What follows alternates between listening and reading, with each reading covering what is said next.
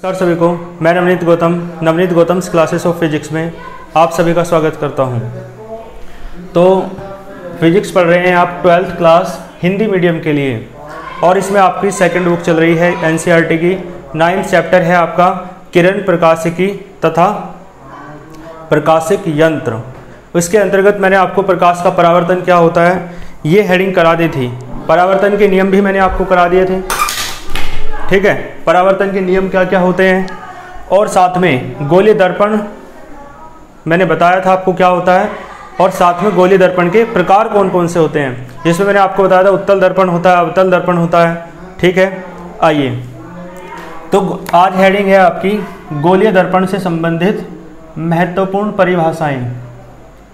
गोलीय दर्पण से संबंधित, ठीक है। किससे संबंधित है परिभाषाएं? गोलीय दर्पण से, है ना।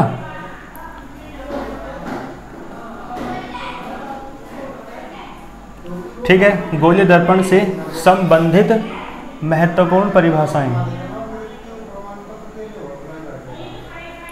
क्लियर है? और ये आप 10th क्लास में पढ़ चुके हैं ऐसी परिभाषाएं जो इसमें आप पढ़ेंगे, ठीक है। गोलीय दर्पण से संबंधित महत्वपूर्ण परिभाषाएं।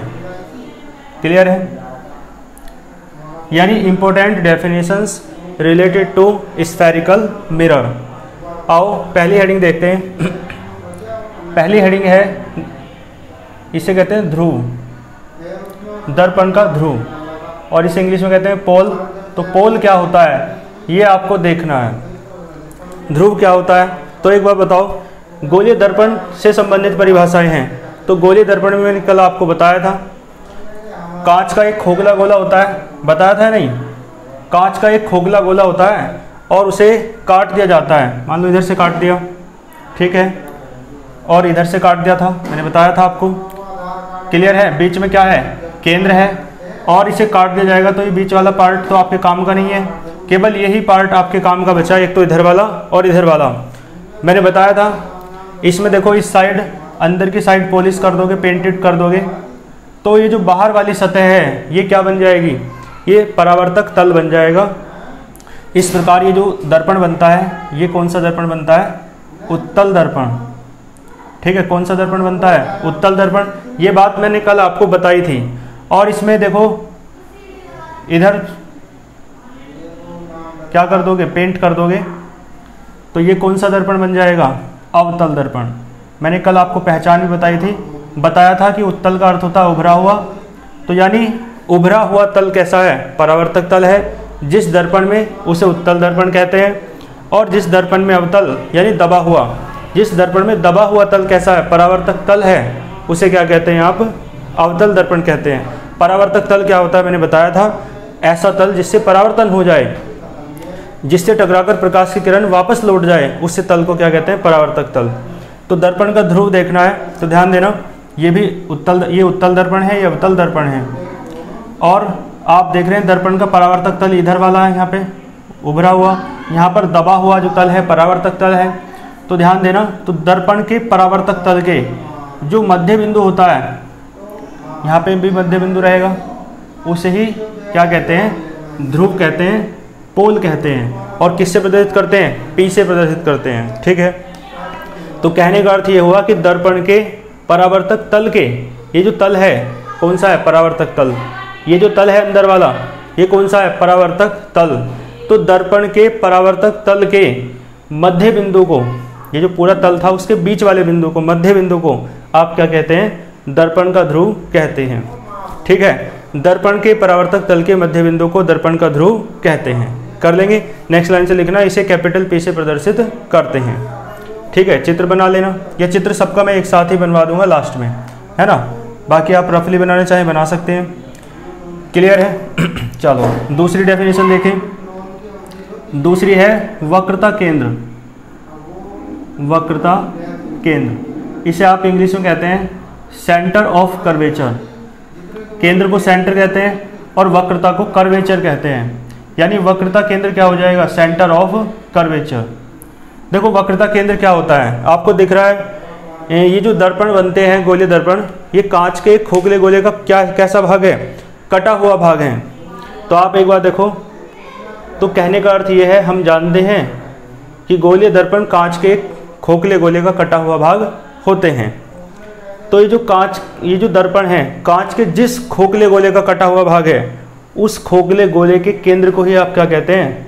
वक्रता केंद्र कहते हैं। ठीक है, तो इसमें बात समझ में आई भाई। ये गोलीय दर्पण जो है, उत्तल दर्पण अवतल दर्पण किससे बने? कांच के खोखले गोले को काट कर बने। तो जिस खोखले गोले से काट के बने हैं, उस गोले के केंद्र को ही आप क्या कहते हैं? वक्रता केंद्र कहते हैं। ठीक है, तो इसमें आप ऐसे लिखेंगे कि गोलीय दर्पण कांच के खोखले गोले का कटा हुआ भाग होता है। ठीक है, तब कांच के उस खोखले गोले के केंद्र को दर्पण का वक्रता केंद्र कहते हैं। ये दर्पण का वक्रता केंद्र क्या है? वास्तव में उस कांच के खोखले गोले का केंद्र जो है, उसे ही दर्पण का वक्रता केंद्र कहते हैं। बात समझ में आई? ठीक है, तो इसमें आप इस तरीके से लिख लेना, कांच वो गोलीय दर्पण कांच के खोखले गोले का कटा हुआ भाग होता है, तब कांच के खोखले गोले के केंद्र को या कांच के खोखले गोले के उस केंद्र को या उस कांच के खोखले गोले के केंद्र को, लैंग्वेज मैंने बताया कोई फर्क नहीं पड़ता है, कॉन्सेप्ट आपको समझ में आना चाहिए, लैंग्वेज कितनी ही बन सकती है। ठीक है, तब उस कांच के खोखले गोले के केंद्र को वक्रता केंद्र कहते हैं। क्लियर है? आप लिखना, इसे कैपिटल सी से प्रदर्शित करते हैं। किससे प्रदर्शित करते हैं? कैपिटल सी से। बात समझ में आ रही है? तो कैपिटल सी से प्रदर्शित करते हैं किसे? वक्रता केंद्र को। ठीक है जी, चलो आगे देखो, वक्रता केंद्र के बाद क्या है? ये चित्र जो है ना, सबके लिए मैं बाद में बनवाऊंगा। ठीक है, वक्रता केंद्र अभी आपको समझ में आया। मैंने बताया कि कांच के एक खोखले गोले के, मतलब गोली दर्पण जो है कांच का खोखले गोले का कटा हुआ भाग होता है, तो उस खोखले गोले के केंद्र को ही आप क्या कहते हैं? वक्रता केंद्र कहते हैं। नेक्स्ट लाइन से लिख देना, इसे कैपिटल सी से प्रदर्शित करते हैं। इनके सबके चित्र एक साथ ही बनवाएंगे। ठीक है, तो वक्रता केंद्र आपको समझ में आया। आओ नंबर 3, इसके बाद है वक्रता त्रिज्या। वक्रता त्रिज्या, इसे इंग्लिश में कहेंगे रेडियस ऑफ कर्वेचर। ठीक है, रेडियस ऑफ कर्वेचर यानी वक्रता त्रिज्या। तो आपको मैंने अभी बताया, किसी भी एक का उदाहरण ले लो आप। ठीक है, उदाहरण के लिए देखो, चित्र बना के मैं बता रहा हूँ वक्रता त्रिज्या क्या होती है। मान लो आप किसका उदाहरण लो, ये कौन सा दर्पण है बताओ? ये कौन सा दर्पण है? मैंने बताया अवतल, यानी दबा हुआ पृष्ठ परावर्तक है इसमें। तो ये कौन सा दर्पण है? अवतल दर्पण। तो इसमें देखो, यहाँ पे तो आपको पता है मध्य बिंदु पर क्या होगा? मध्य बिंदु पर क्या होता है? ध्रुव। बताया था ना, दर्पण के परावर्तक तल के मध्य बिंदु को दर्पण का ध्रुव कहते हैं। तो ये तो ध्रुव हो गया, और यहाँ पर क्या था? वक्रता केंद्र था। तो इन दोनों को मिलाने वाली रेखा होगी कोई या नहीं? तो कहने का अर्थ ये हुआ, वक्रता त्रिज्या क्या है? दर्पण के ध्रुव है ना। ये लाइन तिरछी हो रही है, सीधी कर लो।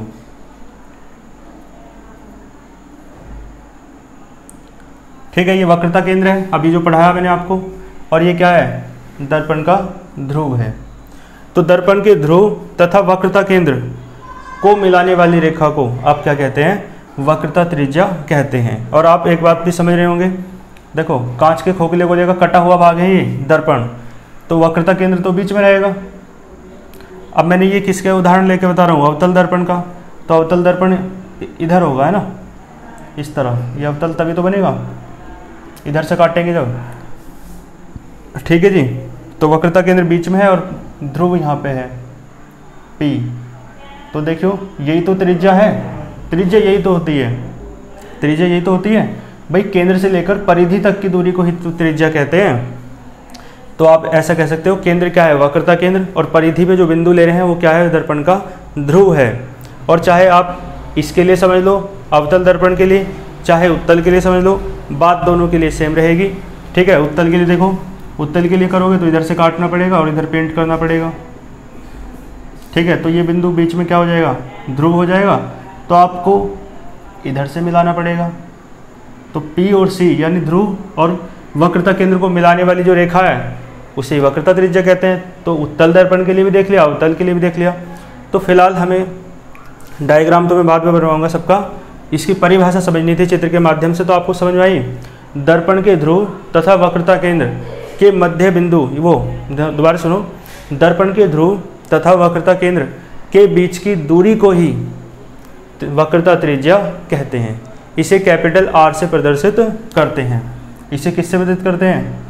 कैपिटल आर से, है ना। किसी किसी बुक में कैपिटल आर से करते हैं, किसी में स्मॉल आर से करते हैं, है ना। कैपिटल आर से कर लो।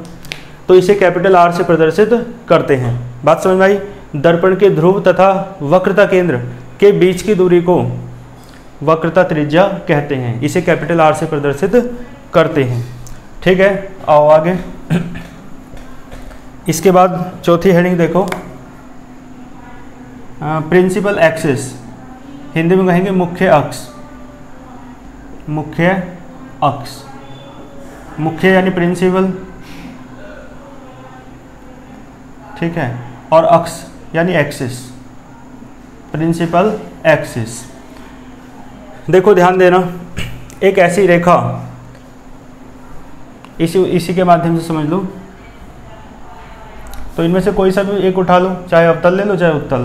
तो अवतल के माध्यम से समझ लो। तो अवतल के माध्यम से समझेंगे तो आपको पता है अवतल यानी दबा हुआ। तो इसमें जो दबा हुआ पृष्ठ है वो कैसा होगा?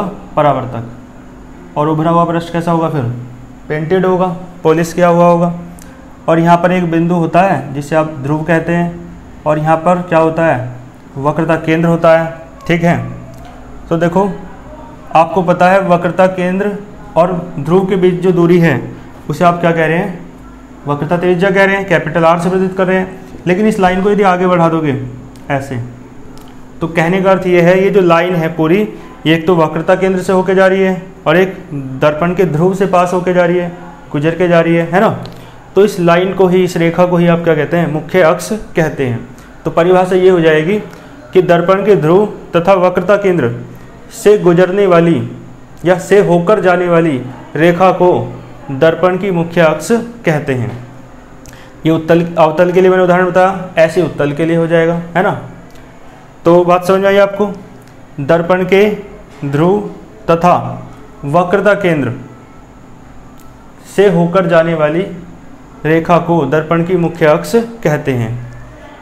और दर्पण की मुख्य अक्ष यानी गोलीय दर्पण की मुख्य अक्ष, उत्तल के लिए भी और अवतल के लिए भी। ठीक है, परिभाषाएं दोनों के लिए सेम ही रहती हैं। तो बात समझ आई। दर्पण के ध्रुव तथा वक्रता केंद्र से होकर जाने वाली रेखा को मुख्य अक्ष, दर्पण की मुख्य अक्ष कहते हैं। इसे प्रदर्शित करते नहीं है क्योंकि तो रेखा है। ठीक है ना।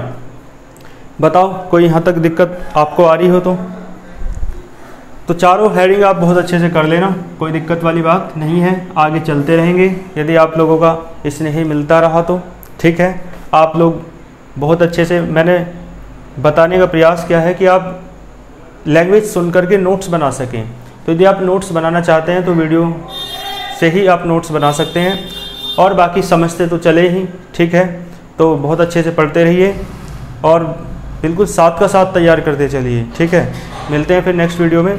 और साथ के जो आपके स्टूडेंट्स हैं उन तक वीडियो को शेयर कीजिए ताकि अधिक से अधिक स्टूडेंट्स इससे लाभान्वित हो सकें। ठीक है, तो मिलते हैं फिर नेक्स्ट वीडियो में। अपना ध्यान रखिए, अच्छे से पढ़ते रहिए। All the very best.